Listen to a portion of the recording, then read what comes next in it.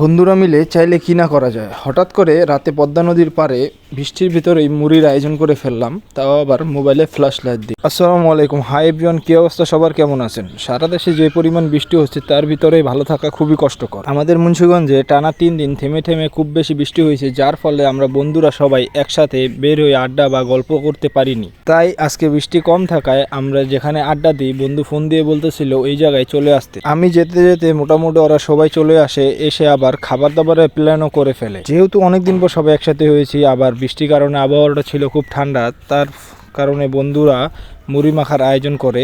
আমাদের থেকে 2-3 জন বাজারে চলে যায়। বাজারে গিয়ে তারা যে সালাদ আইটেমগুলো আছে এবং যা যা প্রয়োজনীয় সব কিছু কিনে নিয়ে চলে আসে, আর আমাদের এখান থেকে 2 জন ভোল ও বটি নিয়ে চলে আসে। আমরা যেহেতু এটা আয়োজন করতেছি পদ্মা নদীর পাড়ে, তাই পদ্মা নদীর থেকে আমরা পানি নিয়ে এগুলোকে সুন্দরভাবে ধুয়ে এবং কাটিংয়ের দায়িত্ব আমার বন্ধু হাসান খলিফা নিজ হাতে তুলে নেয় এবং ও খুবই এক্সপেরিয়েন্স, যেহেতু বাসায় নিজের কাজ নিজেই করে। বন্ধু এগুলো কাটিং করতে করতে আমি একটা কথা বলি, যারা আমার পেজে নতুন অবশ্যই পেজটাকে ফলো করে ভিডিওটা লাইক করে দিবেন, আর যারা ইউটিউবে দেখতেছেন অবশ্যই চ্যানেলটা সাবস্ক্রাইব করে ভিডিওতে লাইক করবেন। তারপরে বন্ধু পেঁয়াজ, শসা, কাঁচামরিচ এগুলো সুন্দরভাবে কাটিং করে মিক্সার করা শুরু করে দেয়। আমরা যেহেতু মোবাইলে ফ্ল্যাশ লাইট জ্বালিয়ে এগুলো করতেছিলাম, একই তো নদীর পার, তাও আবার মোবাইলে ফ্ল্যাশ লাইট জ্বালিয়ে যেহেতু এগুলো আয়োজন করতেছিলাম, তাই আমাদের মোটামুটি অনেকটাই কষ্ট করতে হয়। সবাই মিলে যখন কোনো কিছু করি তখন ওই কষ্টটাও আনন্দে পরিণত হয় এবং আনন্দ হিসেবে উপভোগ করি। আপনাদের আমি নর্মালি একটা কথা বলি যে এই মুড়ি মাখা তৈরি করতে আমাদের যা যা প্রয়োজন হয়, আমাদের কম বেশি সবার বাসায় সব জিনিসই থাকে, তারপর আমরা নিজেরা এগুলো তৈরি করে খাই না।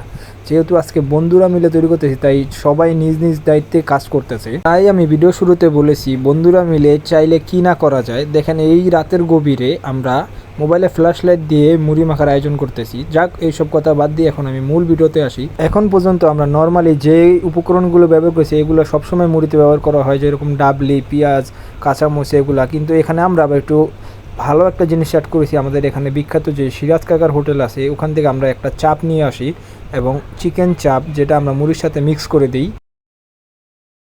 চাপের সাথে তারা আবার একটা স্পেশাল আচার দেয়, আমরা ওই আচারটাও প্রথমে মিক্স করে নিই। আপনারা চাইলে নেক্সট ভিডিওতে আমরা এই চাপের একটা ব্লগ আপনাদের জন্য উপহার দেব। তারপরে আমরা বোম্বাই যে ঝাল চানাচুরটা আছে ওইটা ব্যবহার করলাম। আমাদের এখানে আলহামদুলিল্লাহ সবাই একটু ঝাল বেশি খায়, তাই আমরা কাঁচামরিচও বেশি পরিমাণ এবং চানাচুরটাও পুরো ঝাল ঝাল চানাচুর যেটা আছে বোম্বাইয়ের, ওইটা নিয়ে আসি। তারপরে চানাচুরগুলো সুন্দরভাবে মশলার সাথে মিক্স করে বন্ধু বলতেছিল মুড়ি দিতে, তো আমি জিজ্ঞাসা করলাম যে কিরে শসাগুলো রেখে দিলি মিক্স করবি না?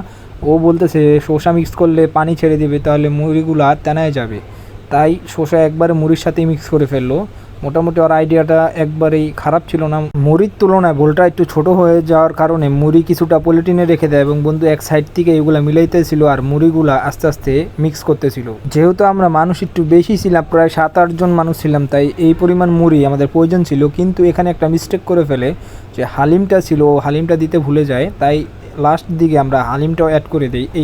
এইখানে হালিমটা অ্যাড করার পর সুন্দরভাবে মিক্স করে মুড়িটা, যেহেতু আমরা 8 জন মতো মানুষ ছিলাম, তাই এক ভুলে খাওয়া সম্ভব নয়। তাই আমরা বললাম যে যেই পলিতে মুড়িটা এনেছি ওই পলিটাই সুন্দরভাবে বিছিয়ে এদিকে 4 জনকে দিয়ে দাও, ওদিকে ভুলে 3-4 জনকে দিয়ে দিই। আলহামদুলিল্লাহ আমাদের যে মুড়িটা এটা ফাইনালি রেডি হয়ে গেছে এবং আমরা আল্লাহর নাম নিয়ে সবাই খাওয়া শুরু করে দিই।